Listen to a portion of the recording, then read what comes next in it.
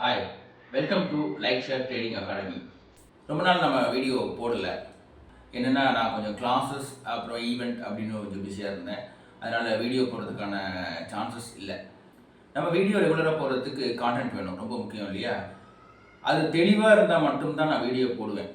கிட்டத்தட்ட இந்த 3 வருஷத்தில் நான் போட்ட வீடியோவே ஒரு 100 வீடியோ தான் இருக்கும். அதனாலேயே எனக்கு சப்ஸ்கிரைபர்ஸ் கம்மி தான். சப்ஸ்கிரைபரை இன்க்ரீஸ் பண்ணுறதுக்காக ஃபேக் வீடியோ போடுறது எனக்கு பிடிக்காது. இப்போது ரீசெண்டாக, அதாவது 1 இயர் பேக் பார்த்தீங்கன்னா, தினமும் ஒரு கம்பெனி அப்படின்னு சொல்லிட்டு கிட்டத்தட்ட ஒரு 20-25 வீடியோஸ் போட்டிருப்பேன். அதில் நான் சஜஸ்ட் பண்ண அந்த கம்பெனிஸ் எல்லாமே இந்த ஒரு வருஷத்தில் எவ்வளவு இன்க்ரீஸ் ஆகிருக்கு அப்படிங்கிறத நீங்கள் வாட்ச் பண்ணியிருந்தீங்கன்னா தெரியும். 100%, 200% எல்லாம் ரீச் பண்ண கம்பெனிஸ் வித்தின் த இயர் இருக்குது. ஃபேக்காக ஏதாவது ஒரு கம்பெனியை சூஸ் பண்ணிவிட்டு இதை வாங்குங்க சூப்பராக வளரும், அதை வாங்குங்க சூப்பராக வளரும் அப்படின்னு சொல்லிட்டு சும்மா வீடியோக்காக நம்ம போடுறது இல்லை. இப்போ நாம் ஏன் வீடியோக்குள்ளே வந்தோம் அப்படின்னா, இன்றைக்கி நான் வீடியோ போடுறதுக்கு மிக முக்கிய ஒரு காரணம் இருக்குது. இன்றைக்கி அதாவது இந்த டைமில், அதாவது நவம்பர் 24 நான் இப்போ வீடியோ போடுறேன். நிஃப்டி இண்டெக்ஸை மட்டுமே எடுத்துக்கிட்டால் 26,000 பாயிண்ட்டுக்கு மேலே போயிட்டு கிட்டத்தட்ட 3000 பாயிண்ட் சரிஞ்சு இப்போ 23,000 ரேஞ்சில் இருக்குது. இந்த சரிவு தேவையா தேவையில்லையா அப்படிங்கிறது நம்ம ட்ரேடராக மார்க்கெட்டில் இருக்கிறவங்களுக்கு அது நல்லாவே புரியும். இது ஒரு ரெசிஷன் தான். அதாவது மார்க்கெட் ஒரு சடன் ஸ்டேஜ் வரைக்கும் போச்சுன்னா அங்கே ரீட்ரேஸ்மெண்ட் ஆகிறதுக்கான வாய்ப்பு டெஃபினட்டாக இருக்கும். அந்த ரீட்ரேஸ்மெண்ட்கான காரணம் பார்த்தீங்கன்னா, மார்க்கெட் அதுவாக சில சமயம் ரீட்ரேஸ்மெண்ட் சான்சஸ் எடுத்துக்க முடியும். அப்படி இல்லைன்னா வேர்ல்டு வைடு நடக்கிற அந்த இன்ஃப்ளூயன்சஸை யூஸ் பண்ணிக்கவும் மார்க்கெட் தயாராக இருக்கும். ஸோ மார்க்கெட் அப்படிங்கிறது மார்க்கெட்டில் இருக்கிற ட்ரேடர்ஸ் தான் நம்ம மீன் பண்ணுறோம். ட்ரேடர்ஸினுடைய மென்டாலிட்டி இருக்கு இல்லையா? ஸோ அவங்களுடைய மென்டாலிட்டி தான் இந்த ரீட்ரேஸ்மெண்ட்டுக்கும் காரணம்.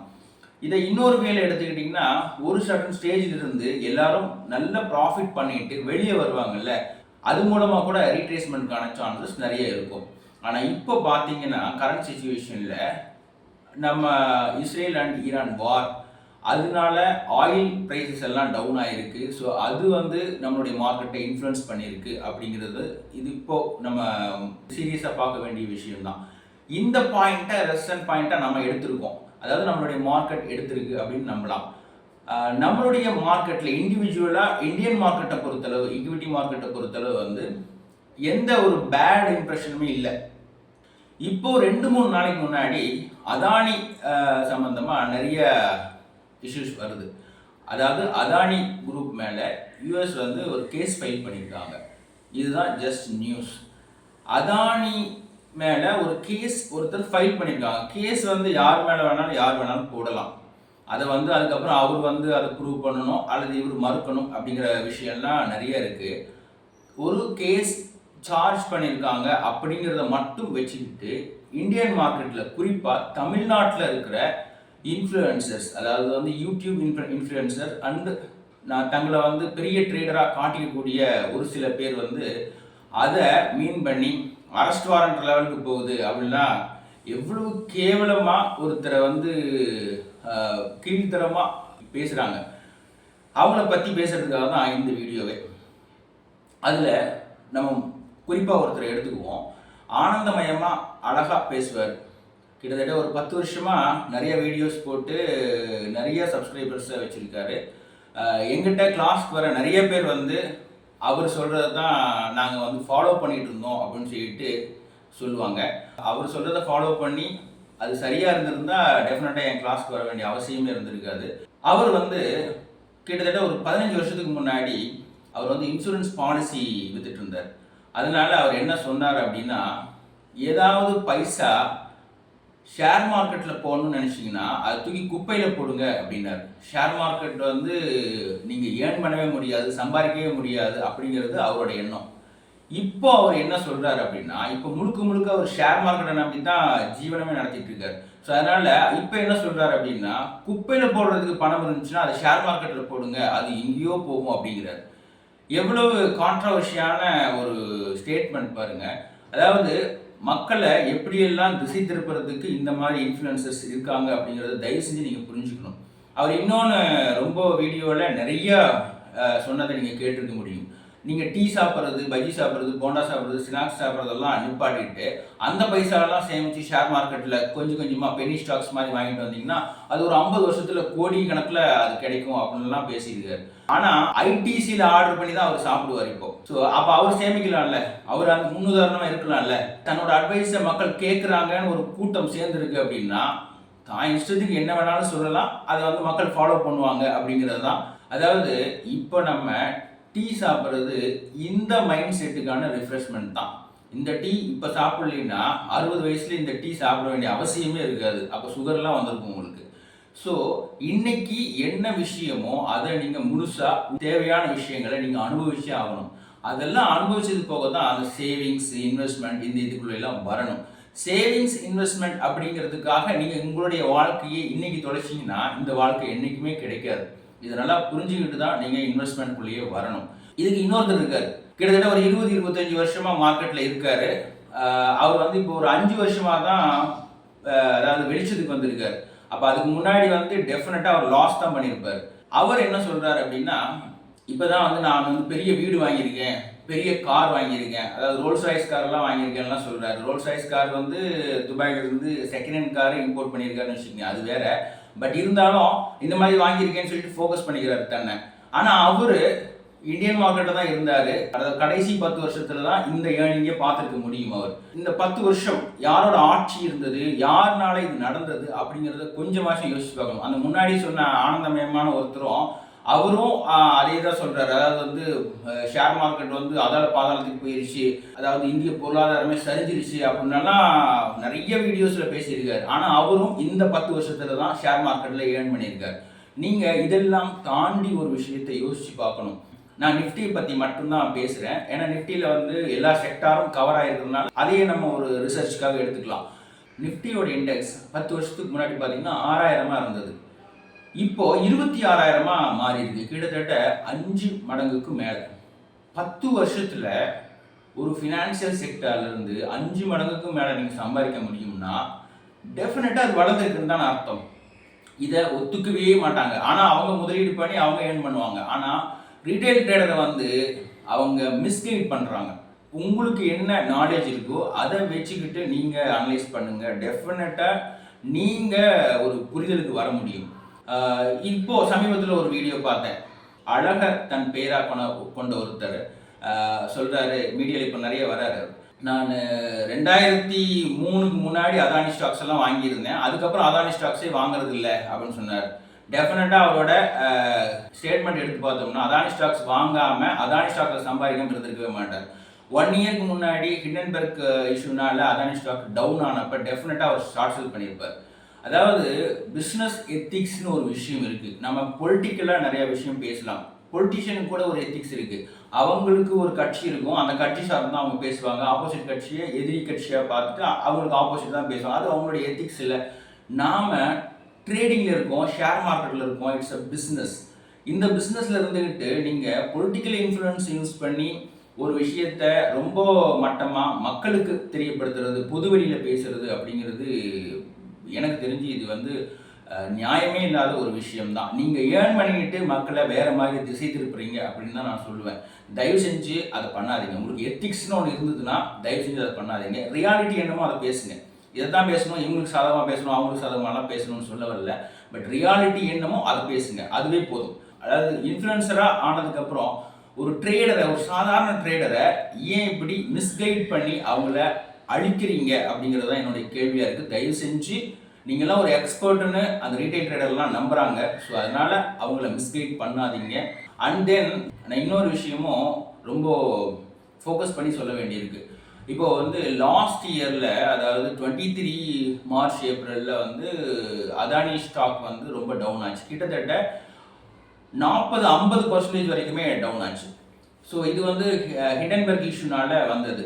இந்தியாவில் எந்த ட்ரேடருமே, யூடியூப்ல இன்ஃப்ளூயன்ஸ் உள்ள எந்த ட்ரேடருமே அதானிக்கு ஆதரவாக ஒரு வீடியோ கூட போடலை. என்ன அங்கே ரியாலிட்டி, ஏன் அப்படி டவுன் ஆச்சு அப்படிங்கிற அந்த செக்மெண்ட்குள்ளேயே போகலை. எஸ், அதானி வந்து இந்த மாதிரி தப்பு பண்ணியிருப்பாரு, சான்சஸ் இருக்குது அப்படி இப்படின்னு எல்லாம் ஃபோக்கஸ் பண்ணி அதை வந்து டவுன் பண்ணாங்க. ஹைகோர்ட் வரைக்கும் போச்சு, செபி வந்து அதை கண்காணிச்சாங்க, இதெல்லாமே நடந்தது. நான் அப்போ வந்து தேர்ட் டேவே ஒரு வீடியோ போட்டிருந்தேன். என்னென்னா இது வந்து ஒரு ஃபேக் நியூஸ், இது வந்து நம்பாதீங்க. ஏன்னா ஒரு டாப் ரேட்டட் கம்பெனியில் ஈஸியாக ஒரு அவதூறு பரப்புறது அப்படிங்கிறது ரொம்ப ரொம்ப சிம்பிளான விஷயம். அந்த மாதிரி ஒரு அவதூறான செய்தியோ அல்லது ஒரு நெகட்டிவான நியூஸோ வந்தது அப்படின்னா ட்ரேடருக்கு ஒரு பயம் கிரியேட் ஆயிரும். ஸோ அவங்க வித்ட்ரா ஆக ஆரம்பிப்பாங்க. ஸோ ஆட்டோமேட்டிக்காக மார்க்கெட் டவுன் ஆயிரும். இது வந்து எல்லா இடத்துலையும் நடக்கிறது தான். வேர்ல்டு மார்க்கெட்லேயும் இது நடக்கும். இந்த வேர்ல்டு மார்க்கெட்டில் எந்தெந்த கம்பெனிலாம் ஷார்ட் டைமில் அதிக லெவல் போயிருக்கோ அந்த கம்பெனியெல்லாம் ஃபோக்கஸ் பண்ணி அதை பற்றின ஒரு பேட் நியூஸ் கிரியேட் பண்ணி சோசியல் மீடியாவில் இன்ஃப்ளூயன்ஸ் பண்ணதுக்கப்புறம் அது மூலமாக ஷார்ட் செல் பண்ணுறதுக்கான ஆப்பர்ச்சுனிட்டியை தேடுறது தான் அந்த ஹிண்டன்பர்க் நிறுவனம் அப்படிங்கிறத நான் வந்து அந்த வீடியோவில் சொல்லியிருந்தேன். அதுக்கப்புறமா லாஸ்ட் இயர் டிசம்பரில் வந்து இந்த கேஸ் யூஎஸில் ஃபைனலைஸ் ஆகிட்டு அதானிக்கு ஆதரவாக இந்த கேஸ் வந்து முடிஞ்சுது. அதுக்கு முன்னாடியே அதானியுடைய ஸ்டாக்ஸ் எல்லாமே ரிகவர் ஆக ஆரம்பித்து கிட்டத்தட்ட எந்த அளவுக்கு ஃபால் ஆகியிருந்ததோ அந்த அளவுக்கு ரீச் ஆகவும் ஆரம்பிச்சிருந்தது. ஆஃப்டர் தட், அதாவது அந்த கேஸ் முடிவுக்கு வந்ததுக்கு அப்புறமா பெரிய மூமெண்ட் இல்லை. ஸோ இட் மீன்ஸ் என்னென்னா ட்ரேடர்ஸுக்கு நல்லாவே புரியுது வாட் இஸ் த ரியாலிட்டி அப்படின்னு. ஆனால் இந்த இன்ஃப்ளூயன்சர் என்ன பண்ணுறாங்கன்னா அதை திசை திருப்புறதுக்கு முயற்சி பண்ணுறாங்க. ஏன்னா இவங்களுடைய பேக் ட்ராப் வேறையாக இருக்குது. இப்போது தமிழ்நாட்டில் ஒரு 2 டாப் ட்ரேடராக தன்னை காமிச்சிக்கிற 2 இன்ஃப்ளூயன்சரை பற்றி மட்டும்தான் இந்த வீடியோவில் பேசுகிறேன். அந்த 2 பேருமே வந்து இப்போது ரூலிங்கில் இருக்கிற பிஜேபி சப்போர்ட்டர்ஸ் கிடையாது அவங்க. அதனால் அவங்க என்ன பண்ணினாலும் அதை வந்து பேடாகவே ப்ரமோட் பண்ணணும் அப்படிங்கிறது அவங்களுடைய குறிக்கோளாகவே இருக்குது. இப்போ உதாரணத்துக்கு எவ்ரி இயர் மார்ச் மாதம் ஒரு பட்ஜெட் தாக்கல் பண்ணுவாங்க. அந்த பட்ஜெட்டில் இருக்கிற அத்தனை விஷயமே தப்பு, இது பேட் பட்ஜெட் அப்படின்னு சொல்லிட்டு முதல்ல யூடியூப்பில் வீடியோவில் சொல்கிறது அவங்களா தான் இருப்பாங்க. ஸோ லாஸ்ட் 10 இயர்ஸ் இதே பார்ட்டி தான் ஒவ்வொரு வருஷமும் பட்ஜெட் தாக்கல் பண்ணாங்க, நிறைய இம்ப்ளிமெண்டேஷன் பண்ணாங்க. இந்த 10 வருஷத்தில் தான் 6,000 ரூபாய் இருந்த இண்டெக்ஸ் வந்து 26,000 ரூபாய்க்கு மாறி இருக்கு. அப்படின்னா மார்க்கெட் வந்து இம்ப்ரூவ் ஆகிருக்கு. அப்படின்னா மார்க்கெட்டை சார்ந்த கம்பெனிஸ் இம்ப்ரூவ் ஆகிருக்குன்னு அர்த்தம். கம்பெனி இம்ப்ரூவ் ஆகிருக்கு அப்படின்னா கம்பெனி சார்ந்த கண்ட்ரியினுடைய பொருளாதாரம் இன்க்ரீஸ் ஆகிருக்குன்னு அர்த்தம். ஸோ அல்டிமேட்டாக எல்லா விதத்திலையும் வளர்ச்சி நடந்திருக்கு அப்படிங்கிறத ஒரு சாதாரண ஒரு 5வது 6வது படிக்கிறவங்க கூட புரிஞ்சிக்க முடியும். இவங்க இவ்வளவு நாலேஜபிள் பர்சன், ஒரு 20-30 வருஷம் மார்க்கெட்டில் இருக்கேன் அப்படின்னு சொல்கிற ஒருத்தர் வந்து இந்த மாதிரி மக்களை திசை திருப்புறதுக்கான காரணம் எனக்கு என்னன்னு புரியல. டெஃபினட்டாக உங்களுக்கு எத்திக்ஸ்னு ஒன்று இருந்ததுன்னா இதை இனிமேல் பண்ண மாட்டீங்கன்னு நினைக்கிறேன். இப்போது இன்னொருத்தர் சொல்கிறாரு, இப்போ இந்த அதானி ஸ்டாக்ல இன்வெஸ்ட் பண்ணவே வேண்டாம் அப்படின்னு சொல்கிறாரு. இதே ஒரு வருஷத்துக்கு முன்னாடி 50% டவுன் ஆனப்ப இந்த வார்த்தையை அப்பவும் சொன்னார். ஆனால் இப்போது அந்த 50% டவுனான ஒரு ஸ்டாக்கு இப்போது அதே லெவலுக்கு ரீச் ஆகிருக்கு அப்படின்னா 100% ரிட்டர்ன் கொடுத்துருக்குன்னு தான் அர்த்தம். இப்போது நான் உதாரணத்துக்கு ஒரு கால்குலேஷன் சொல்கிறேன். 100 ரூபாய் இருந்த ஸ்டாக் வந்து 50% டவுன் ஆகி 50 ரூபா வந்துச்சுன்னு வச்சுங்களேன். நீங்கள் 50 ரூபாய் அந்த ஸ்டாக்கில் இன்வெஸ்ட் பண்ணியிருந்தீங்கன்னா இன்றைக்கி 100 ரூபா அந்த stock. So double the profit நீங்கள் கிடச்சிருக்கும் இல்லையா? ஸோ இந்த மாதிரி ஏன் கைட் பண்ண மாட்டேங்கிறீங்க? வாட் எவர், அதாவது ஒரு ட்ரேடராக, ரீட்டைல் ட்ரேடராக நமக்கு என்ன வேணும் அப்படின்னா கம்பெனி நல்லா போகுது நல்லா போகலை அப்படிங்கிறதெல்லாம் வந்து செகண்டரி தான். நாம் இன்வெஸ்ட் பண்ண பைசா நமக்கு அதிகமான ரிட்டர்ன் கொடுக்குதா இல்லையா அப்படிங்கிறது தான் கேள்வி. ஸோ அது கொடுக்குது அப்படின்னா அந்த கம்பெனி பற்றி நமக்கு என்ன கவலை? ஸோ அவ்வளோதான். நம்ம வந்து ஒரு இன்வெஸ்ட் பண்ணுறோம், அந்த இன்வெஸ்ட்டுக்கான ரிட்டர்ன்ஸ் நம்ம வந்து 50%, 100% ஒரு குறிப்பிட்ட காலத்துக்குள்ள எடுக்கிறோம் அப்படின்னா நம்ம வெளியே வந்துடுறோம். வேறு ஸ்டாக்ஸ் இருக்குது, கிட்டத்தட்ட 7,000-8,000 ஸ்டாக்ஸ் இருக்குது. சரி, வேறு ஸ்டாக்ஸில் நம்ம கான்சன்ட்ரேட் பண்ணிட்டு போயிடலாம். ஒரு குறிப்பிட்ட ஒரு குழுமத்தை அல்லது ஒரு குறிப்பிட்ட ஒரு நிறுவனத்தை டார்கெட் பண்ணி இவங்கெல்லாம் பேசுறது எனக்கு வந்து ரொம்ப கேவலமான விஷயமா தான் நான் பார்க்குறேன். ஏன்னா அதாவது ஆயில் இந்த அளவுக்கு ஃபால் ஆனதுக்கப்புறம் யூஎஸ் மார்க்கெட் செம்ம டவுன் ஆச்சு. பொருளாதார வீழ்ச்சியே அங்கே வந்திருந்தது. அதாவது இப்போது எலெக்ஷன் முன்னாடி வரைக்கும், எலெக்ஷனுக்கு அப்புறம் அதே பார்ட்டி வர்றதுனால இது கொஞ்சம் இம்ப்ரூவ் ஆகிறதுக்கான வாய்ப்பு இருக்கும். பட் ஓகே, பட் ஆனால் அது பெரிய ஃபாலை சந்திச்சிருந்தது. ஆனால் அதே அளவு ஃபால் வந்து நம்ம மார்க்கெட்டில் ரிஃப்ளெக்ட் ஆகலை. ஒரு தன்னிறைவான ஒரு திட்டத்தை தான், பாலிசியை தான் நம்ம வந்து ஃபாலோ பண்ணுறோம் அப்படிங்கிறதுனால நம்ம மார்க்கெட்டில் பெரிய பாதிப்பு இல்லை. இதை வந்து வேர்ல்டு மார்க்கெட் வந்து பார்த்துக்கிட்டு சும்மா இருக்க முடியாது. அதுவும் குறிப்பாக யூஎஸ் மார்க்கெட் வந்து இதை வந்து சகிச்சிக்கவே முடியாது. அதனால் அவங்க என்ன பண்ணுவாங்க அப்படின்னா, இங்கே இருக்கிற பிக் பர்சனாலிட்டிஸ், அதாவது வந்து மார்க்கெட்டில் அதிக கேபிட்டல் வச்சுட்டு ரன் பண்ணுற ஒரு பெரிய நிறுவனங்களை டார்கெட் பண்ணுறது யூஸ்வலாக நடக்கிற விஷயம்தான். அதை அவங்க வந்து இப்போ பண்ணியிருக்காங்க. அதை நம்மளுடைய மீடியாக்களும், இந்தியன் மார்க்கெட்டில் இருக்கிற இந்தியன் மீடியாக்களும் இதை வந்து ஃபோக்கஸ் பண்ணி சொல்கிறது வந்து ரொம்ப கேவலமான விஷயமா இருக்குது. நல்லா கவனிங்க. யூஎஸ் இண்டிவிஜுவல் ஒருத்தர் வந்து அதானி மேலே ஒரு சார்ஜ் அப்ளை பண்ணியிருக்காரு, ஒரு கம்ப்ளைண்ட் கொடுத்துருக்காரு, அவ்வளோதான். இதை வந்து அதானிக்கு உடனே அரெஸ்ட் வாரண்ட் வரப்போகுது அது இதுன்னு சொல்லிட்டு ஓவராக பில்டப் பண்ணி அப்படியே எப்படின்னா அவ்வளோ டேமேஜ் பண்ணணும்னு சொல்லிட்டு பண்ணாங்க. டெஃபினட்டாக அந்த வார்த்தையை அவர் பேசிக்கிட்டு அதர் சைடு வந்து ஷார்ட் செல் ட்ரை பண்ணிட்டு இருப்பார். தயவு செஞ்சு இந்த மாதிரியான யூடியூப் இன்ஃப்ளூயன்சர் ரீட்டைல் ட்ரேடருக்கு கைட் பண்ணுங்கள், அவங்களுக்கு ஏதாவது சொல்லித்தாங்க, உங்களுடைய எக்ஸ்பீரியன்ஸை ஷேர் பண்ணுங்கள். இந்த மாதிரி ஒரு பேடாக கைட் பண்ணாதீங்க. ஏன்னா அவங்க வந்து ஒரு சின்ன சின்ன அமௌண்ட் எடுத்துகிட்டு வந்து தான் மார்க்கெட்டில் இன்வெஸ்ட் பண்ணுறாங்க, அவங்க ஏர்ன் பண்ணணும்னு நினைக்கிறாங்க. அது தயவு செஞ்சு கெடுத்துடாதீங்க. அதுக்காக தான் இந்த வீடியோவில் நான் வந்து குறிப்பாக 2 பேரை பற்றி பேசணும்னு சொல்லிட்டு பேசினேன்.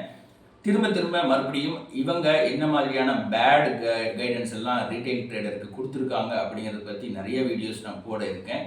ஸோ நீங்கள் ஒரு ட்ரேடராக உள்ளே வரீங்க அப்படின்னா நாலேஜ் எடுத்துக்கிட்டு, கம்பெனியை பற்றி நல்லா தெரிஞ்சுக்கிட்டு, மார்க்கெட்டை பற்றி அனலைஸ் பண்ணிக்கிட்டு, அதுக்கப்புறமா இன்வெஸ்ட்மெண்ட் ஜேர்னியை ஸ்டார்ட் பண்ணுங்கள். அதுக்கு ஒரு நல்ல அட்வைஸரை தேர்ந்தெடுங்க, நல்ல ஒரு கைடை ஃபாலோ பண்ணுங்கள்.